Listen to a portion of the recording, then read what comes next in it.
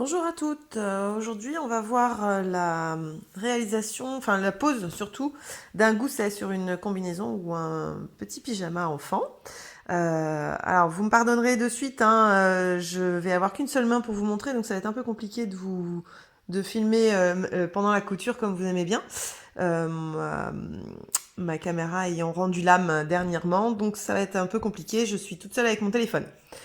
Voilà, donc on va partir de cette petite combinaison qui se trouve être une combinaison d'un octobre du 6 2016. Moi, je l'ai modifié de manière à avoir les pieds, puisque ça va être utilisé comme un petit pyjama. Et du coup, dans un petit jersey velours, mais du coup modifié. Donc il est normal que vous retrouviez pas forcément tout à fait les mêmes pièces de votre côté avec ce même patron. Cependant, ça change absolument rien sur la pose du gousset. Donc, euh, pour faire simple, on a donc notre pièce de dos et notre pièce de gousset. Dans cette combinaison, on a une seule pièce de gousset prévue, ce qui n'est pas toujours le cas. Il y a certaines combinaisons où il y a deux pièces de gousset. Auquel cas, la façon de procéder est la même, cependant, elle se fera et sur la partie dos et sur la partie devant. Donc, on a notre... ici, comme il n'y en a qu'une, elle se pose automatiquement sur la partie dos.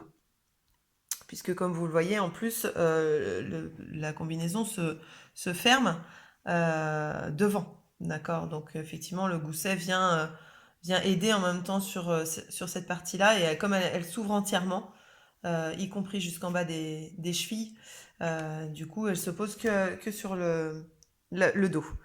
Donc on a notre partie dos, on a notre pièce de gousset, d'accord.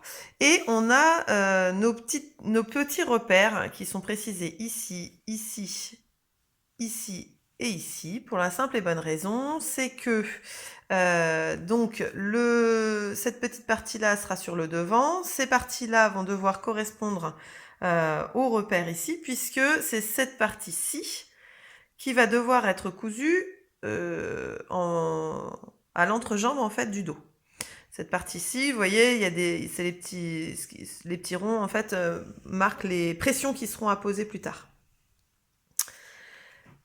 Donc, on ouvre tout simplement notre dos. Et c'est là où ça va se compliquer pour moi. Parce que du coup, pour vous montrer, c'est un petit peu plus compliqué. Donc, on prend des petites pinces et c'est là où on va placer en fait notre gousset entre nos repères.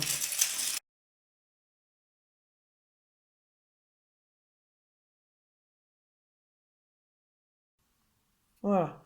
Alors, je fais tenir mon téléphone comme je peux, donc vous inquiétez pas si ça tombe, ça sera pas illogique. Donc on a nos petits repères sur le bord ici, mais qui ne sont pas forcément utiles puisque c'est le bord. Et on a nos repères ici. Donc hop.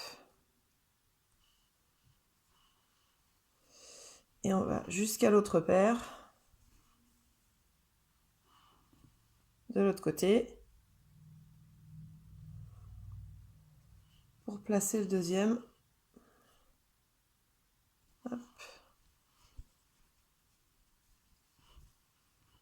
Et là, inévitablement, il faut qu'on fasse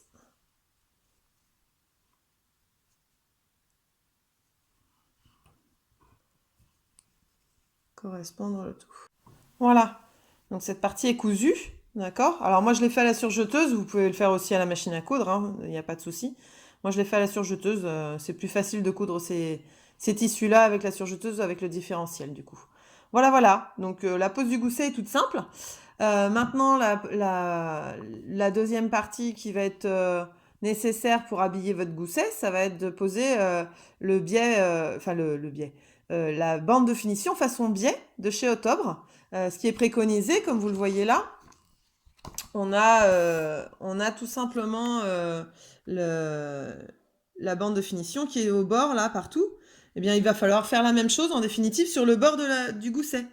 C'est la seule chose qui va finir en fait le tout. Et du coup, là, on a la partie donc de notre jambe, donc qui va être finie avec la bande. Là, on va faire comme une petite, comme un petit pli, histoire de l'avoir le plus droit possible quand on va le poser, pour qu'il vienne finir tout le bord là. Et du coup, on aura toutes les pressions comme c'est noté là, en fait, pour pouvoir le fermer. Voilà, mais j'espère que ça vous aura été utile.